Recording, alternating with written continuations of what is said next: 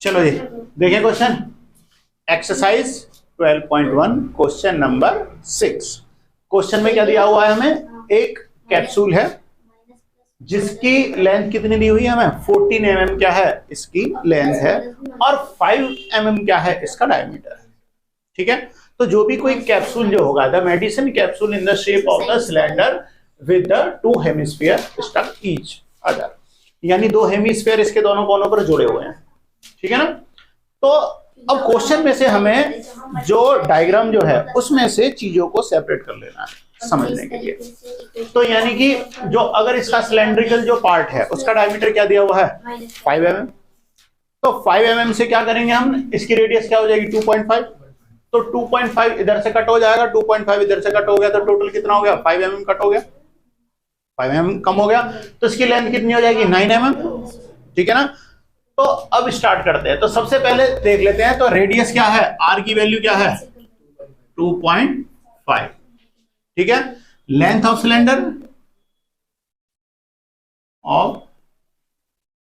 Cylinder कितनी है 9 mm, radius तो दोनों की सेम वही रहेगी। तो अब जो हमारे फॉर्मूला लगेंगे curve surface area of cylinder और प्लस दो जो हेमिस्फीयर है हेमिस्फीयर का लगाएंगे और क्या करेंगे 2 से मल्टीप्लाई करके उसे उसमें सम कर देंगे। ठीक है, ओवरव्यू आया समझ में। ठीक है, तो करते हैं CSA ऑफ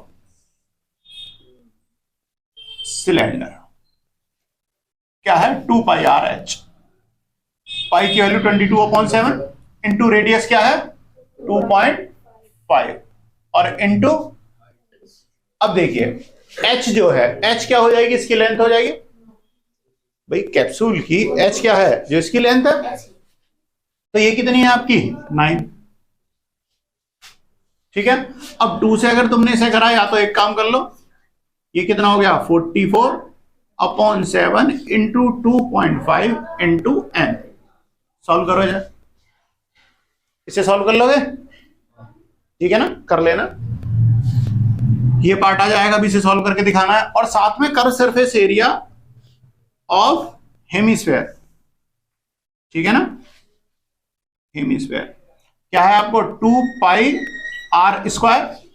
अब हेमिस्फीयर है कितने, दोनों साइडों पर है, तो 2 की मल्टीप्लाई कर दोगे, तो इसमें क्या कर दोगे 2 की मल्टीप्लाई, तो 2 की मल्टीप्लाई होगी तो कितना होगा 4πr², तो 4 इंटू पाई की वैल्यू 22/7 इंटू रेडियस क्या है, रेडियस तो वही है सेम 2.5 इंटू 2.5, इसका प्रोडक्ट निकालो कर दो और दोनों को क्या करेंगे प्लस कर देंगे। ठीक है ना, फटाफट कैलकुलेशन करो जल्दी।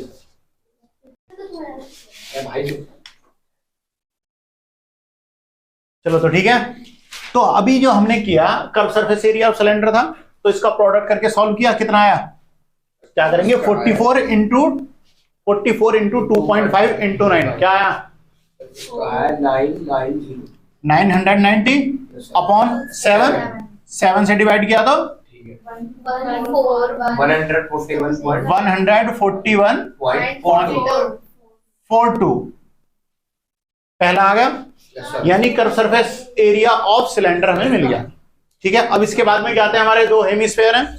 अब यहां पर देखो आप 2 हेमिस्फीयर भी कर सकते हो, वरना आप चाहो तो एक स्फीयर भी लगा सकते हो, क्यों, हाफ और हाफ सम करा तो कितना हो गया 1 हो गया, नहीं हो गया, जैसे चाहो वैसे कर सकते हो। चलो, तो अभी हमने क्या था हेमिस्फीयर लगाया था, तो 2 थे हेमिस्फीयर, 2 पार्ट है ना, हेमी इधर भी एक आधा, तो इसलिए हमने क्या करा 2 की मल्टीप्लाई करी। ठीक है ना, अब फिर से 4πr² पे 4 इंटू 22 कितना हो गया 88 इंटू 2.5 इंटू 2.5 इंटू 2.5 करोगे क्या हो जाएगा 6.25, तो इन सबका प्रोडक्ट करोगे कितना आया 550 अपॉन 7 डिवाइड किया तो 78.57।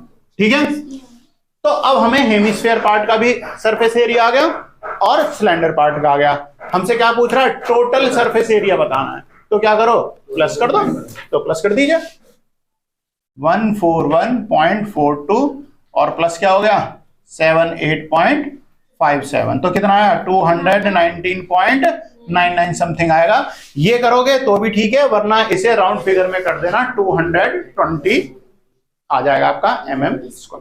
ठीक है, क्वेश्चन डन। ठीक है भाई। चलो नोट कर लो।